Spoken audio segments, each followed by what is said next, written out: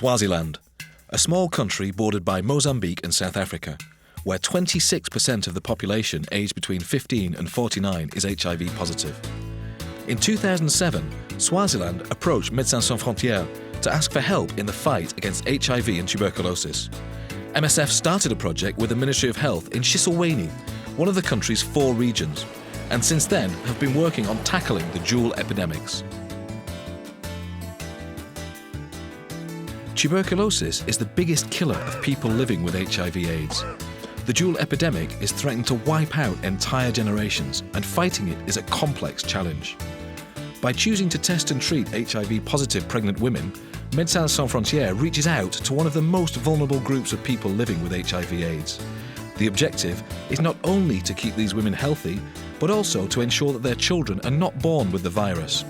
The ultimate goal of an HIV-free generation in Swaziland may no longer be an illusion, and this pilot project is a key juncture for the MSF mission in Swaziland. Girly is an expert patient. She's 45 years old and HIV positive.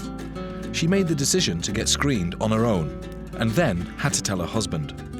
Expert patients are HIV-positive people who help other patients within their communities.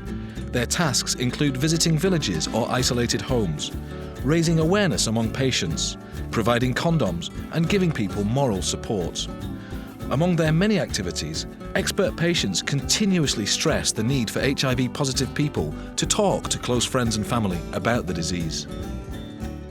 Kamfishani Clinic is a state-run clinic supported by MSF. It offers training for expert patients so that they can help provide care. The clinic used to be overwhelmed by its healthcare and administrative duties. Now, some medical tasks have been delegated from nurses to expert patients who work in the local communities. That reduces travel time for patients and means that they can be monitored more regularly. With the support of MSF, the health facility has gone from being a standard clinic to a clinic offering HIV and TB screening and direct treatment of those diseases.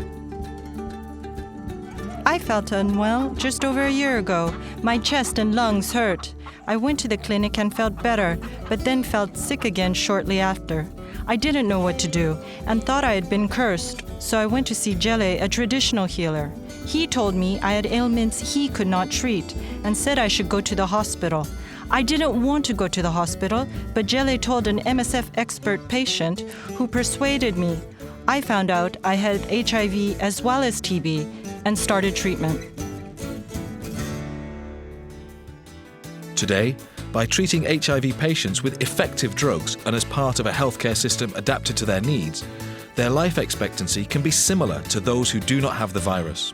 Even better, the number of new infections may be drastically reduced by putting patients on treatment immediately after they're diagnosed HIV positive, and by creating synergies between the various preventative strategies, like the use of condoms, the prevention of mother-to-child transmission, and the National Male Circumcision Programme.